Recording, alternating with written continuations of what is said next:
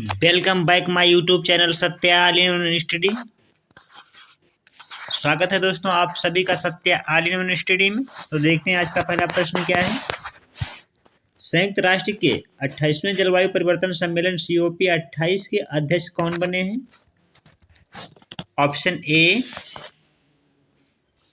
इंदरमित Gill, option B David Malpass, option C Sultan Al जावेद, option D Thomas Bach. तो प्यारे साथियों इसका करेक्ट आंसर क्या रहेगा?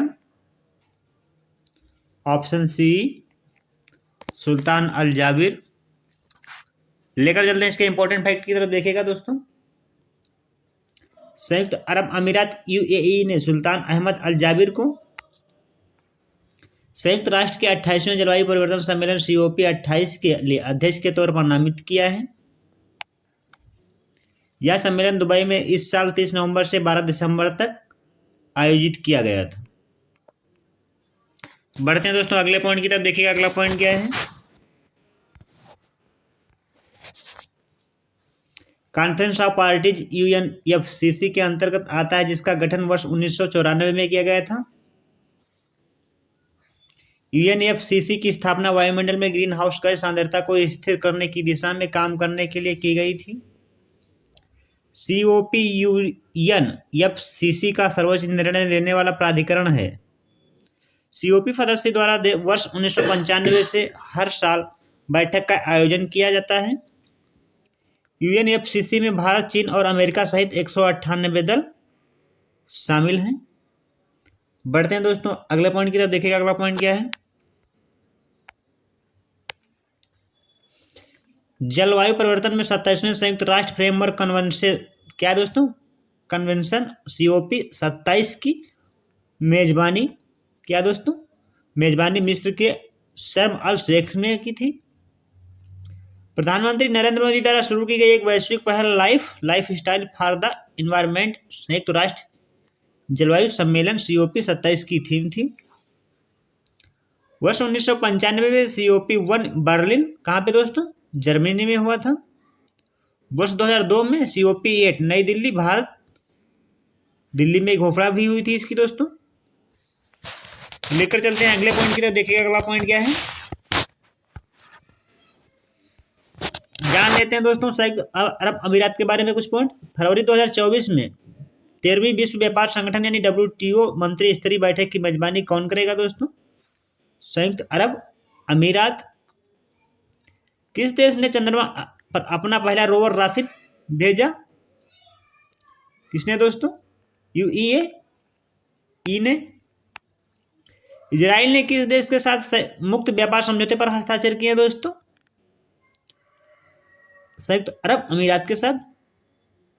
पहली विश्व मीडिया कॉन्फ्रेंस कहाँ हुई दोस्तों? अबू धाबी में। बढ़ते हैं अगले पॉइंट की तरफ। देखिएगा अगला पॉइंट क्या है।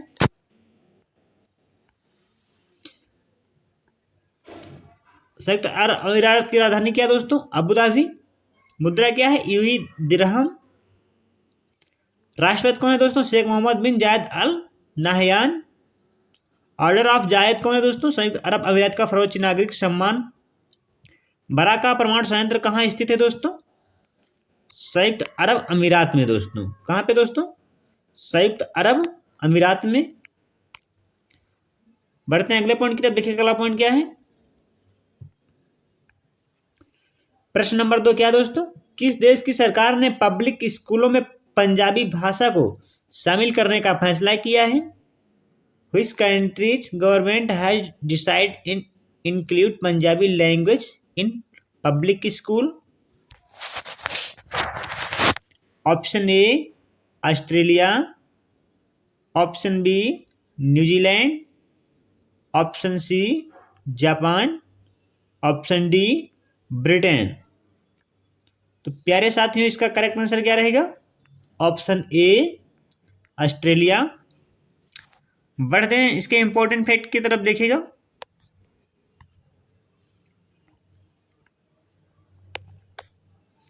पंजाबी क्या दोस्तों?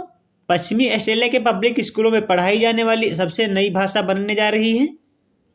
ऑस्ट्रेलियाई सरकार ने स्कूलों में पंजाबी भाषा को शामिल करने का फैसला किया है।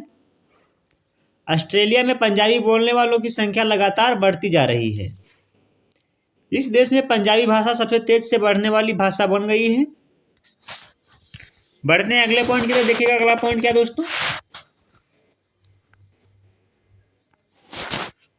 इस साल प्री प्राइमरी से लेकर 12वीं तक का पाठ्यक्रम तैयार किया जाएगा।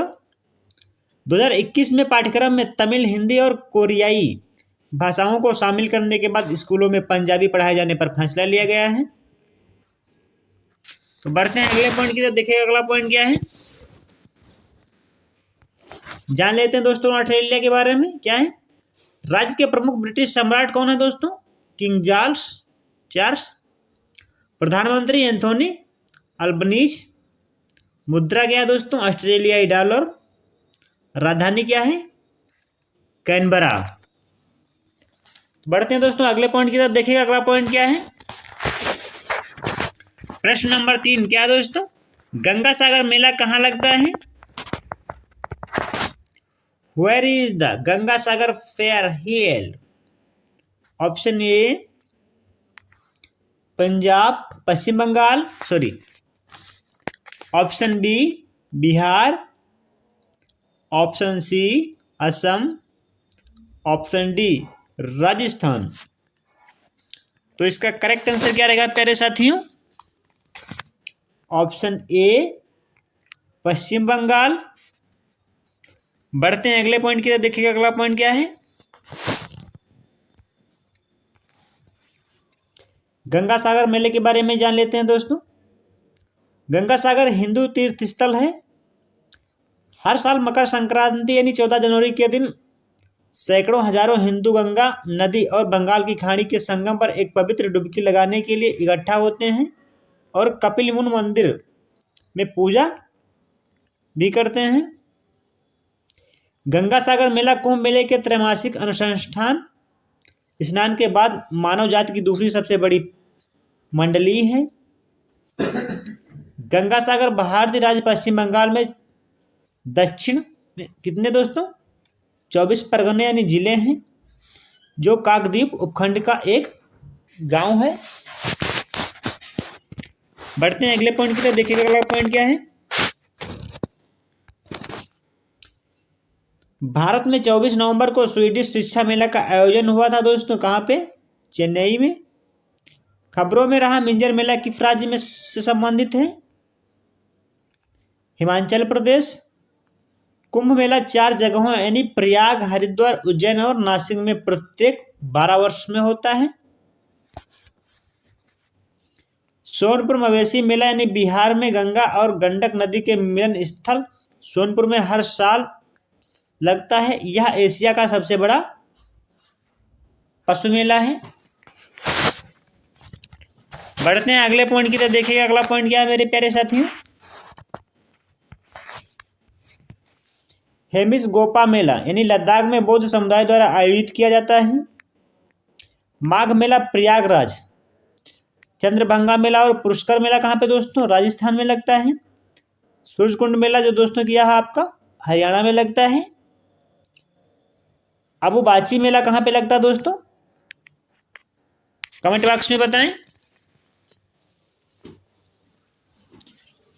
तो लेकर चलते हैं आपको अगले पॉइंट की तरफ। देखिएगा मेरे साथियों अगला पॉइंट क्या है, विश्व स्वास्थ्य संगठन यानी WHO ने किस देश को इबोला वायरस से मुक्त होने की घोषणा की है। Option A Kenya, option B Tanzania, option C Iran, option D Uganda. तो इसका करेक्ट आंसर क्या रहेगा प्यारे साथियों, ऑप्शन डी युगांडा। लेकर चलते हैं इसके इंपॉर्टेंट फैक्ट की तरफ। देखिएगा विश्व स्वास्थ्य संगठन यानी WHO द्वारा जारी बयान के अनुसार युगांडा ने 11 जनवरी 2023 को सूडान यानी इबोला वायरस के कारण होने वाली इबोला बीमारी के प्रकोप की समाप्ति की घोषणा की थी। मध्य मुबेंडे जिले में 20 सितंबर 2022 को पहले मामले की पुष्टि होने के बाद युगांडा ने 4 महीने से भी कम समय में इस प्रकोप को समाप्त करने में कामयाबी हासिल की है। बढ़ते हैं अगले पॉइंट की तरफ। देखिएगा अगला पॉइंट क्या है प्यारे साथियों। इबोला वायरस यानी क्या, जान लेते हैं इसके बारे में। ईबीडी भी बोलते हैं इसे दोस्तों, शॉर्ट फॉर्म है इसकी। इससे पहले इबोला रक्तस्रावी बुखार के रूप में जाना जाता था। यह मनुष्यों में एक दुर्लभ, गंभीर तथा घातक बीमारी है। इबोला वायरस पहली बार 1976 में इबोला नदी के पास खोजा गया था, जो अब कांगो लोकतांत्रिक गणराज्य है। इस रोग का पहला मामला दिसंबर 2013 में गिनी में दर्ज किया गया था। बाद में यह बीमारी पड़ोसी देश लाइबेरिया और सिएरा लियोन में फैल गई है। तो बढ़ते हैं दोस्तों अगले पॉइंट की तरफ। देखिएगा अगला पॉइंट क्या है।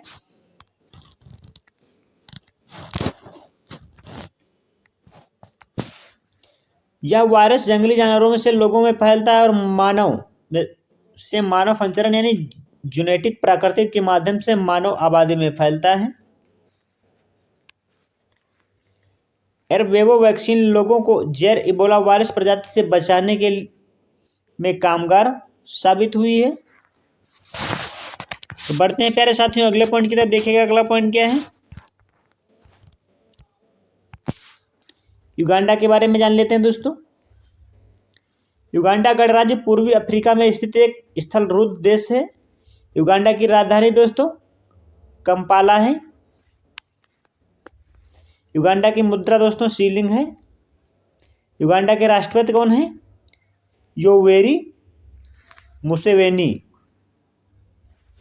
बढ़ते हैं अगले पॉइंट की तरफ। देखिएगा प्यारे साथियों। प्रश्न नंबर 5 क्या है।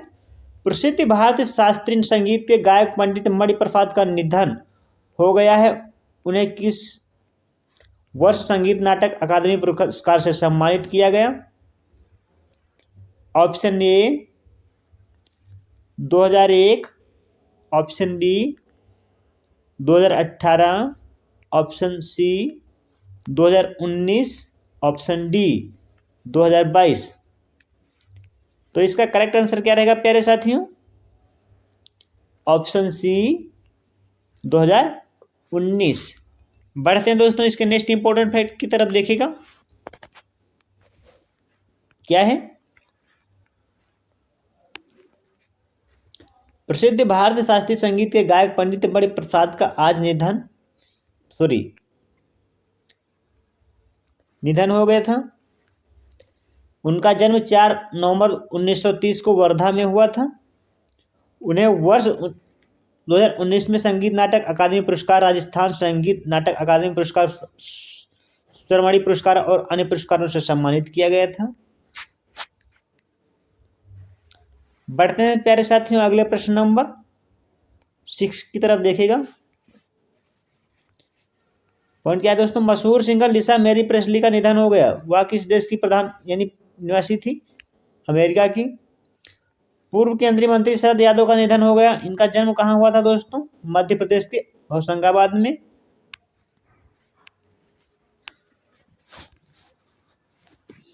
द्रविड़ भाषाओं के विशेषज्ञ ब्रिटिश भाषाविद रोलैंड इस असर का निधन हुआ। कश्मीर के पहले ज्ञानपीठ पुरस्कार विजेता रचनाकार रहमान राही का निधन हो गया दोस्तों। बढ़ते हैं अगले पॉइंट की तरफ। देखिएगा अगला पॉइंट क्या है। प्रश्न नंबर 6 क्या है प्यारे साथियों।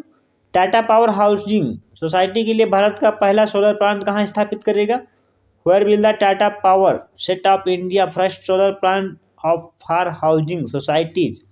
Option A Rajasthan, option B Maharashtra, option C Gujarat, option D Jharkhand. तो प्यारे साथियों इसका करेक्ट आंसर क्या रहेगा? Option B Maharashtra. बढ़ते हैं इसके इंपॉर्टेंट फैक्ट की तरफ। देखिएगा समाज को स्वच्छ ऊर्जा प्रदान करने के लिए महाराष्ट्र के हिमायतनगर में अपनी तरह का पहला यानी 3.125 मेगावाट का सौर संयंत्र स्थापित किया जाएगा।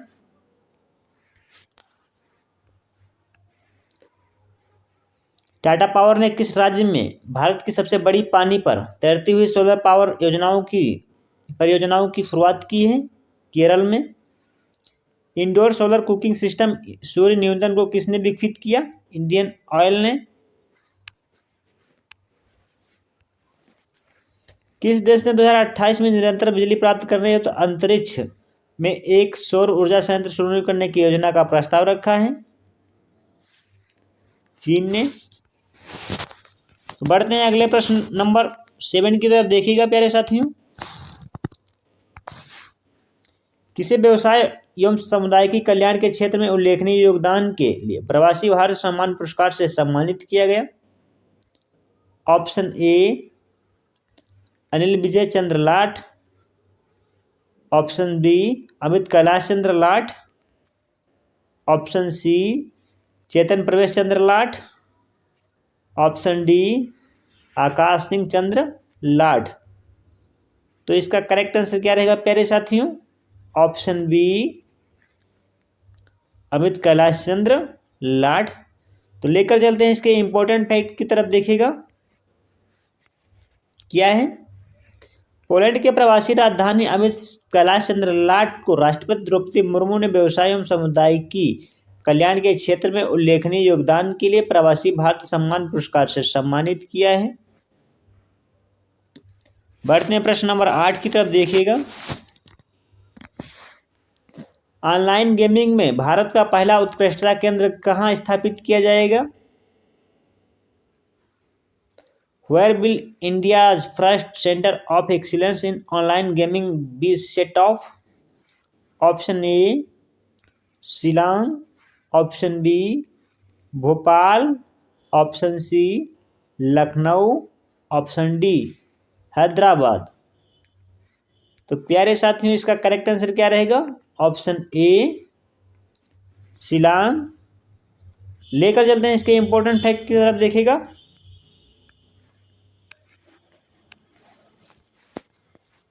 ऑनलाइन गेमिंग में भारत का पहला उत्कृष्टता केंद्र शिलांग में स्थापित किया जाएगा। डिजिटल कौशल पर प्रशिक्षण प्रदान करने के लिए शिलांग में राष्ट्रीय इलेक्ट्रॉनिक्स और आईटी संस्थान ने नाइलेट के तहत एक अत्याधुनिक सुविधा भी स्थापित करेगा। इसके लिए जल्द ही 10 एकड़ का कैंपस तैयार किया जाएगा। बढ़ते हैं अगले पॉइंट की तरफ। देखिएगा अगला पॉइंट क्या दोस्तों? प्रश्न नंबर 9 क्या कह रहा? किस